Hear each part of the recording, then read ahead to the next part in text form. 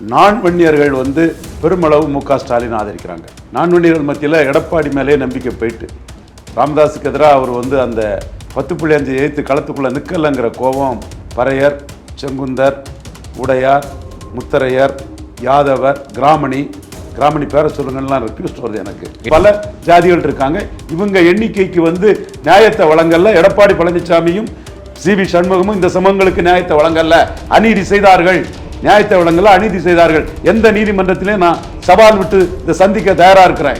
அப்ப சீமான் சொல்றதான் கரெக்ட். ஜாதிவாரி கணக்கெடுப்பு நடத்தி 1931 சென்சஸ் படி 17% வன்னியர் இருந்தாங்கன்னா 10 மேலேயே கொடுங்க. அதே மாதிரி காமராஜ் நாடாருக்கு 4 சீட்டு தான் கொடுத்தாரு. இது சில பூமுட்டைங்க அழுகல் மூளை ஆசாமிகளுக்கு தெரியாது. அந்த அழுகல் மூளை ஆசாமியில காந்தராஜ் லிஸ்ட்ல இருக்காரா இல்லையான்னு காந்தராஜ் தான் தெளிவுபடுத்தணும். ப்ரோ வன்னியர் ஓட்டு எடப்பாடி கிட்ட தான் ஜாஸ்தி போகுது, சந்தேகம் இல்லை. 10.5 கொடுத்தாருன்னு எடப்பாடி கிட்ட தான் ஜாஸ்தி போயிருக்குது. அதுதான் ஆதாரம் இருக்கு. ஆனா விக்கிரவாண்டியில் அவரு ராமதாஸை கண்டு பயந்து ஓடுனதுல 26 வன்னியர்கள் என்ன முடிவு எடுக்கிறாங்கன்னு தெரியல. 2006ஆம் ஆண்டு மாற்ற முன்னேற்றம் அன்புமணி மாதிரி இப்பவும் தனிச்சு நின்று அவங்க பலத்தை காட்டுறதுதான் அந்த கட்சியோட எதிர்காலத்துக்கு நல்லது நான் நினைக்கிறேன். கூட்டணி அரசியல்ல திமுக ஆப்ஷன் இல்லை.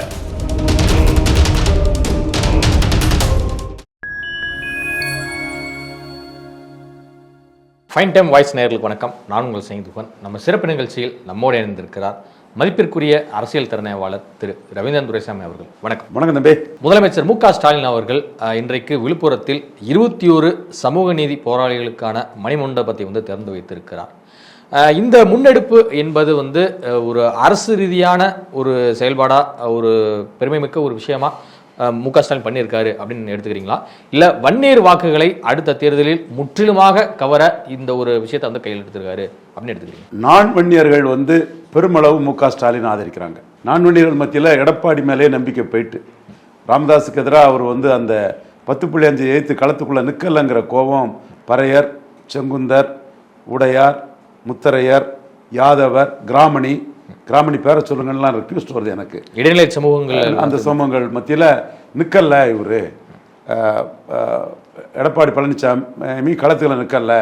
சீமான் கூட ஜாதிவாரி கணக்கெடுப்பு நடத்தி தான் கொடுக்கணும்னு ஒரு கருத்தை சொல்லி களத்துக்குள்ளே நின்னாருங்கிறது நான் வன்னியர்கள் மத்தியில் இருக்குது.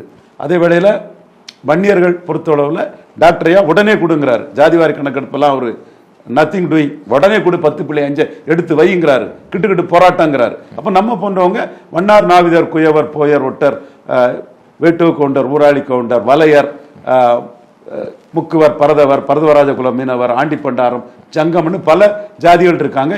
இவங்க எண்ணிக்கைக்கு நியாயத்தை வழங்கல. எடப்பாடி பழனிசாமியும் சி.வி. சண்முகமும் இந்த சமூகங்களுக்கு நியாயத்தை வழங்கல, அநீதி செய்தார்கள்.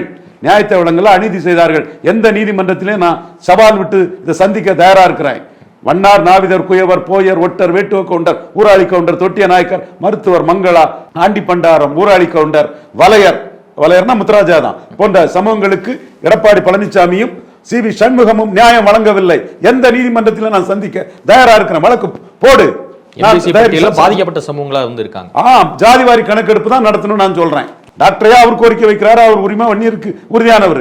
நான் தமிழக முதல்வர்கிட்ட ஜாதிவாரி கணக்கெடுப்பு ஒரு புள்ளிவரம் வந்த பிறகு தான் எம்பிசிஎம் செட்டிலைட் பண்ணணும்னு சொல்றேன். ஏன்னா நீங்க அம்பாசங்கர் கமிஷன் வச்சு பண்றீங்க. அம்பாசங்கர் கமிஷனை தான் குமரி ஆனந்தம் இந்த நாடார் தப்புனாரு, ஜான் வின்சன் கிறிஸ்டி நாடார் தப்புனாரு, ஆண்டித்தேவர் பிரமலைக்கல்லர் தப்புனாரு, குலச்செல்லையா முத்தரையர் தப்புனாரு, தென் ராஜாம்பாள் தேவதாச ஒரு யாதவ பெண்மணி தப்புன்னு சொன்னாங்க. சவுந்தரம் ராமச்சந்திரம் அவங்க தப்பு, சவுந்தரம் கைலாசம் கொங்குவேளாளர் கொன்ற தப்புன்னு சொன்னாங்க. எல்லா பிற்படுத்தப்பட்ட சமூகங்களும் அம்பாசங்கர் தவிர அனைத்து உறுப்பினர்களும் தப்புனாங்க. அதையே வச்சுட்டு நீங்க எப்படி எடுக்க முடியும்? அதை எப்படி ஏத்துக்க முடியும்? அப்ப சீமான் சொல்றதான் கரெக்ட். ஜாதிவாரி கணக்கெடுப்பு நடத்தி 1931 சென்சஸ் படி 17% வன்னியர் இருந்தாங்கன்னா 10 மேலேயே கொடுங்க. குறைவா இருந்தாங்கன்னா அதுக்கு தக்கன கொடுங்க. அப்போ இன்னைக்கு இந்த இஷ்யூ டாக்டர் ராமதாஸ் அவர் அன்புமணி புரோக்கர்னு கூட சொன்னாரு. அதெல்லாம் நம்ம ஒன்றும் கவலைப்பட கிடையாது. இந்த வண்ணார், நாவிதர், குயவர் போன்ற சமூகங்களுக்காக போராடனால புரோக்கருங்கிற அந்த அவ பேரை நம்ம தாங்கி இந்த மக்களுக்கு அனுப்போங்கிறது டாக்டர் ராமதாஸுக்கு தெரியும் நம்மளை பற்றி. அதனால தான் சொல்லாதார் அன்னைக்கு உடனே. இப்பவும் அதுதான் இஷ்யூ. இதுல ஸ்டாலின் என்ன பண்றாருன்னா, நான் வன்னியர்கள் மத்தியில ராமதாஸுக்கு கண்டு பயந்து விக்கிரவாண்டியில எடப்பாடி பழனிசாமி களம் வராம ஓடுனதுல நான் வன்னியர்கள் மத்தியில எடப்பாடி மேல நம்பிக்கை போயிட்டு இவரை நம்பி நம்ம நம்பகத்தன்மையற்றவர் ஆயிட்டாரு. ஜாதிவாரி கணக்கெடுப்பு பண்ணாரு. ரவீந்திரன் துரைசாமி கருத்தையை மீறி டக்குன்னு அவர் இஷ்டம் போல பிரிச்சுட்டாரு அவரும் சி வி சண்முகமும். இது பெரிய அநீதிங்கிறது நான் வன்னியர்கள் மத்தியில இருக்குது. ஸ்டாலின் இதை உணர்ந்துகிட்டு பக்காவா அரசியல் பண்றாரு. அந்த அரசியல்ல வன்னியர்ல ஒரு 1/3 ஓட்டாவது தன் பக்கம் நிக்கணும்னு பாக்குறாரு. அன்னியூர் சிவா அவர் வன்னியர், அவர் கேண்டிடேட் போட்டு தான் ஜெயித்தாரு. இப்போ கோவிந்தசாமியை புகழ்றாரு. வன்னியர் அந்த போராட்டம் இது அதிமுக ஆட்சியில சுட்டாங்க, நாங்க தான் கலைஞர் தான் அதை அவங்களை தியாகிகள் சொன்னாரு, சமநீதி போராளிகள் சொன்னாருங்கிறதெல்லாம் அந்த இடத்துக்குள்ள பண்றாரு. அப்போ அவர் அதே மாதிரி துரைமுருகன், குறிஞ்சிப்பாடி பன்னீர்செல்வம், சிவசங்கர், பணமரத்து ராஜேந்திரன் நம்ம தானே சொன்னார் போட்டுருவாரு. அங்க சேலம் தருமபுரி பெல்ட்ல வன்னியர்கள் மத்தியில ஸ்டாலின் இறங்கிட்டாரு, கொஞ்சம் செல்வாக்கு அடி வாங்கியிருக்கு வன்னியர்கள் மத்தியில. கொங்கு பெல்ட்ல யாருன்னு வன்னியர் பெல்ட்ல கொஞ்சம் இறங்கியிருக்காருன்னு சொல்லும் போது அவரை பனைமரத்துப்பட்டி ராஜேந்திரன் அது போடும்போது இதுவும் பண்ணும்போது ஒரு 1/3 வன்னியர் ஓட்டை நம்ம வச்சுக்கிட்டு நான் வன்னியரை கன்சால்டேட் பண்ணி ஜெயித்திரலாம்னு நினைக்கிறார். காமராஜரும் அப்படித்தான் ஜெயித்தார். காமராஜ் நான் வன்னியர் கன்சால்டேஷனுக்கு ரொம்ப ஹெவியா போனார். 2 சீட்டு தான் வன்னியர் கொடுத்தாரு. அப்புறம் படையாச்சி நாயக்கரும் வெகுண்டெழுந்து ஒரு போர்க்கோலம் பூண்ட பிறகு பாதிச்சிருமானு தெரிஞ்ச பிறகுதான் காமராஜ் 12 சீட்டு வன்னியர் கொடுத்தாரு. அதே மாதிரி காமராஜ் நாடாருக்கு 4 சீட்டு தான் கொடுத்தாரு. இதுவும் சில பூமுட்டைங்க அழுகல் மூளை ஆசாமிகளுக்கு தெரியாது. அந்த அழுகல் மூளை ஆசாமியில காந்தராஜ் லிஸ்ட்ல இருக்காரா இல்லையான்னு காந்தராஜ் தான் தெளிவுபடுத்தணும். சோ இந்த ஸ்ட்ராட்டஜியை தான் ஸ்டாலின் எடுக்கிறாரு. அதுல ப்ரோ வன்னியரும் எடுக்கிறாரு. ப்ரோ வன்னியர் மற்றபடி கம்ப்ளீட்டா பாமக கூட்டணிக்கு வேண்டாம், நம்ம நான் வன்னியரை கன்சால்டேட் பண்ணி வடக்க ஜெயித்திரலான்னு முடிவு பண்றாரு. அதுல விக்கிரவாண்டி களம் அவருக்கு பெரிய அளவுக்கு உதவி பண்ணி இருக்குது. இதுல விக்கிரவாண்டியில களத்துக்குள்ள வராத எடப்பாடி மேல நான் வன்னியர்கள் நம்பிக்கை இழந்துட்டாங்க. சீமான் ஸ்டாலினுக்கு அடுத்தபடி அவங்க சீமானை நம்புறாங்க. சீமான் களத்துக்குள்ள வந்தார். விஜய் எல்லாம் ஒரு துணிவற்றவராட்டு கோலையா பாக்குறாரு. அந்த போலரைசேஷனை உடைச்சு நிக்கிறோம் களத்துக்குள்ள. நீங்க சொல்றது வட மாவட்டங்களில் சீமானுக்கும் ஒரு செல்வாக்கு அதிகமா பெருகுது அப்படிங்க. கண்டிப்பா அவர் நியாயத்தை சொல்றாரு, போல்டா சொல்றாரு. ஒன்னையாட அடிக்க சொன்னேன், பரையதான அடிக்க சொன்னலாம் கேட்கிறாரு அவருங்கிறதுல அவருக்கு ஒரு எடப்பாடிக்கு அந்த துணிச்சல் இல்ல. ராமதாஸுக்கு 10.5க்கு பயந்து 35% வாக்குகள் விக்கிரவாண்டியில எடுத்துமே களத்தை விட்டு ஓடிட்டாருன்னு அவரை ரொம்ப இதா தான் பாக்குறாங்க. இவரை நம்ப முடியாது, இவரை வச்சு நம்ம ஒண்ணு வேலைக்கு ஆகாது. சீமானாவது ஒரு போல்டா சொல்றாப்புல, ஸ்டாலின் தெளிவா இருக்கிறாப்புலன்னு தான் பாக்குறாங்க. சோ ஸ்டாலின் இந்த இடத்துக்குள்ள வன்னியர் ஓட்டுல பாதிச்சிடக்கூடாதுங்கிறதுக்காகவும் வன்னியர்ல ஒரு 1/3 ஓட்டாவது நிற்கணும், நான் வன்னியர்ல 50% மேல வந்துடும். சோ அந்த ஸ்ட்ராட்டஜிக்குள்ள ஸ்டாலின் போறாரு. இதுதாங்க உண்மை. மற்ற இந்துத்துவா, தமிழ் தேசியம், பெரியாரு அதெல்லாம் இருக்கட்டும், நான் யாரையுமே எந்த ஒரு கொள்கையுமே நான் குறைச்சி மதிப்பிடல, அது எனக்கு தேவையில்லை. ஆனா யதார்த்த காலம் 52ல காமராஜ் உருவாக்கின டெம்ப்ளேட் படி இதுதான் வட தமிழகத்துல. அதுல ஸ்டாலின் ப்ரோ வன்னியரும் பண்ணி நான் வன்னியர்களை கன்சால்டேட் பண்றாரு. வன்னியர் ஓட்டு அந்நியருக்கு இல்லைன்னா அந்நியர் ஓட்டு வன்னியருக்கு இல்லைங்கிற கோஷம் தானே 52ல படையாச்சி நாயக்கர் அதுல எழுந்தின கோஷம் தானே. நம்ம புதுசாட்டா சொல்றோம், நடந்தது தானே சொல்றோம். சோ இந்த இடத்துக்குள்ள வன்னியர் ஓட்டுலையும் தனக்கு ஒரு கணிசமான இது நிற்கணுங்கிறதுல ஸ்டாலின் வெற்றி சூத்திரத்துக்கு அதை நிற்கும்னு போறாரு. பாட்டாளி மக்கள் கட்சி கூட்டணியை ஸ்டாலின் விரும்பல. பட்ஜெட் கூட்டத்தொடரில் வன்னியர்களுக்கான இடஒதுக்கீட்டை அறிவிப்பு செய்ய வேண்டும் என பாட்டாளி மக்கள் கட்சி நிறுவனர் ராமதாஸ் அவர்கள் ஒரு அறிக்கையா விடுத்து வேண்டுகோள் விடுத்திருக்கிறார். இதை எப்படி பார்க்க போகுது தமிழ்நாடு? டாக்டர் ஐயா வன்னியருக்கு உறுதியானவர். அவர் 10.5 கேட்கறது அவருக்கு உரிமை. அது கூட கூட்டி கூட கேட்கலாம், அது நம்ம வர்க்கர்ல. அன்புமணி அன்புமணி கேட்டிருந்தார், 15 கூட அன்புமணி கேட்டிருந்தாரு. நம்ம அதை மறுக்க வரல, அவர் உரிமை. அது நம்ம அந்த அவருக்கு யாருமே அவர் கூட ஒரு அரசியல் அரங்கமா அவர் வராத போது இன்னொரு ஜாதியில இருந்து முதல்ல அவருக்காக கன்னியாகுமரியில இருந்து இறங்கி அவருக்கு எல்லா பணிகளையும் அரசியல் ரீதியா அவ்வளவு உதவிகளையும் செய்து கொடுத்தவன் ரவீந்திரன் துரைசாமி. அந்த நன்றி அவருக்கு இருக்கோ இல்லையோ நான் சுட்டிக்காட்ட கடமைப்பட்டிருக்கிறேன். அப்போ அவரு வன்னியருக்கு உறுதியானவருங்கிறதுல மாறுபட்ட கருத்து எனக்கு கிடையாது. அவர் இதை கேட்கிறாரு. பட் நான் அதுல கருத்து மாறுபடுறேன். ஸ்டாலின் ஜாதிவாரி கணக்கெடுப்பு மத்திய அரசு எடுக்குதோ மாநில அரசு எடுக்குதோ ஜாதிவாரி கணக்கெடுப்பு நடத்தி வெளிப்படையாக தான் இதை செய்யணும். வெளிப்படை இல்லாம எடப்பாடியும் சி வி சண்முகமும் வண்ணார் நாவிதர் குயவர் போன்ற சமங்களுக்கு வலையர்களுக்கு இழைச்ச அநீதி மாதிரி ஒரு அநீதி செய்ய நான் விடமாட்டேன்.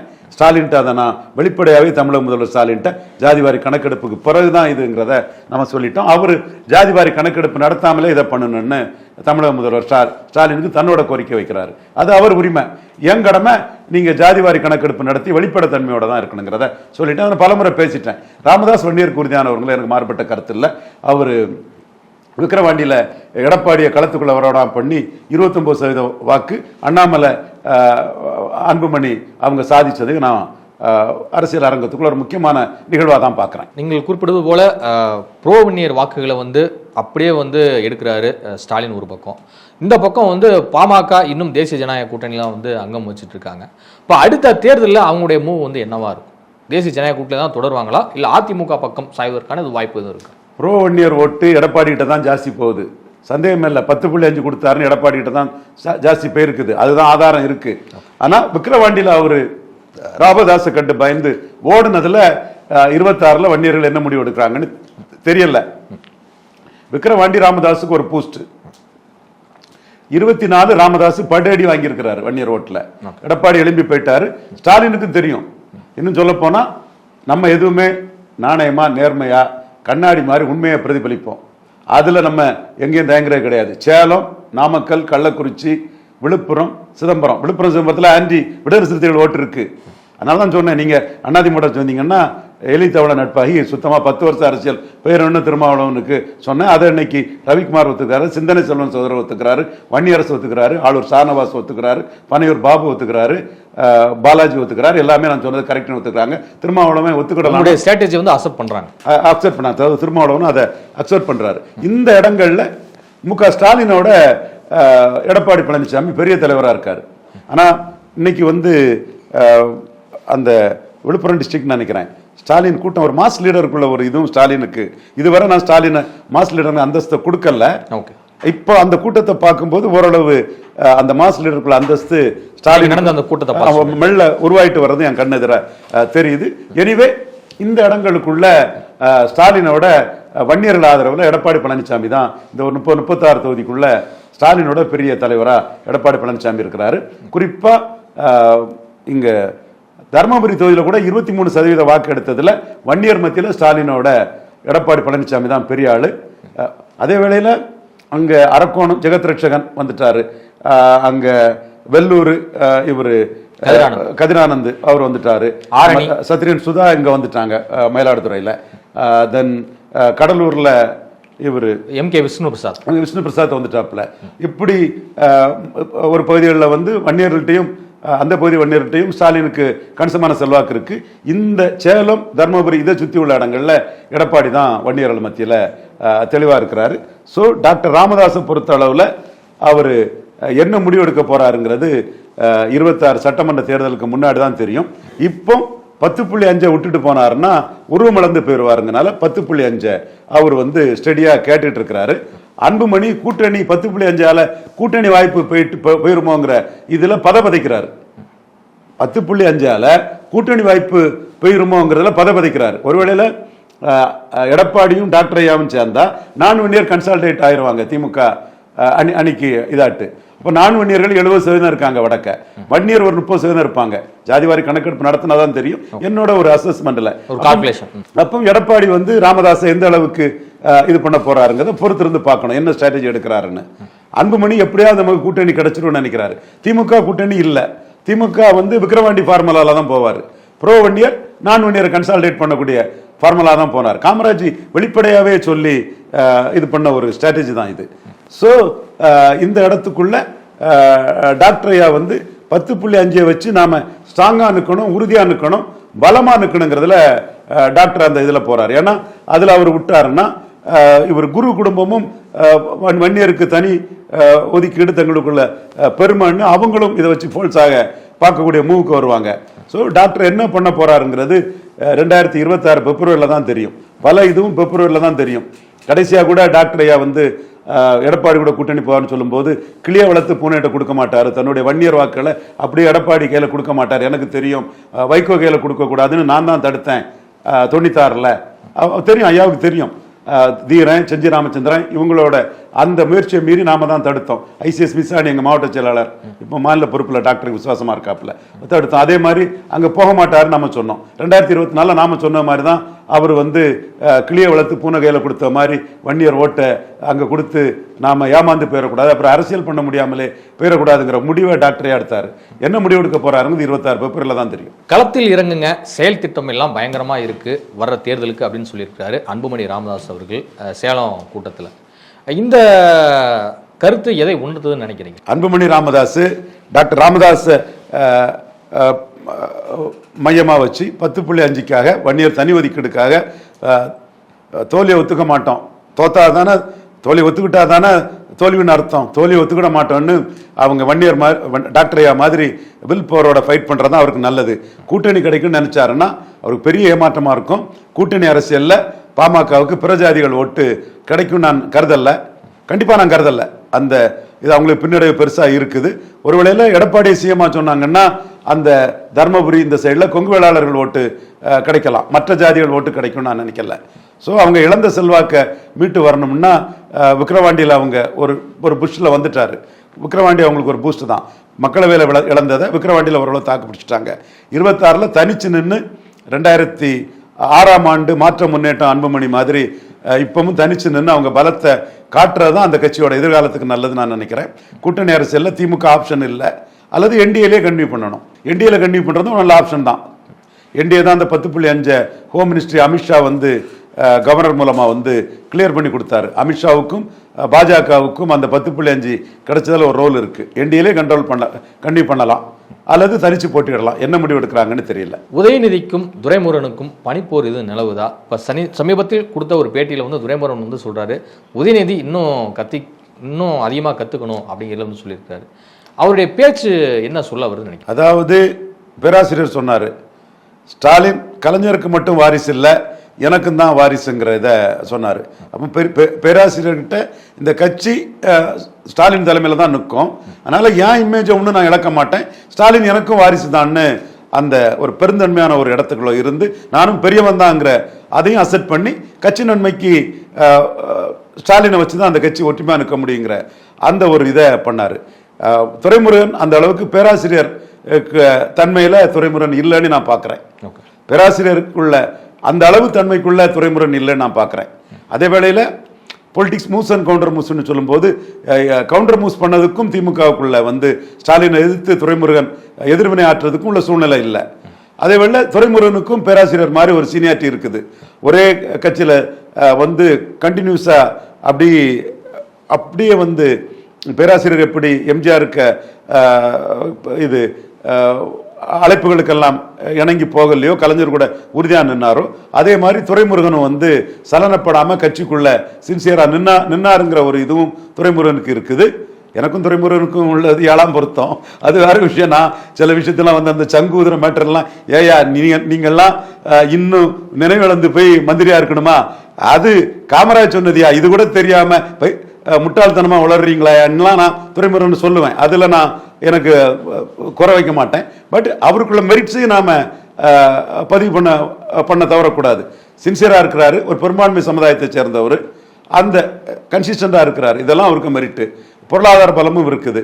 அதனால கொஞ்சமாவது நானும் ஒரு ஆளு தான் எங்க அண்ணன் ரஜினிகாந்த் எடுத்து ஒரு அறிக்கை விட்டாரு. அப்ப நம்ம கோவப்பட்டோம். பட் அவரு நான் ஒரு ஆளு தான் கிளைம் பண்றாரு, அந்த கிளைம்ல போயிட்டு இருப்பார். இதுவரை உங்கள் பல்வேறு கருத்துக்கு நன்றி சார்.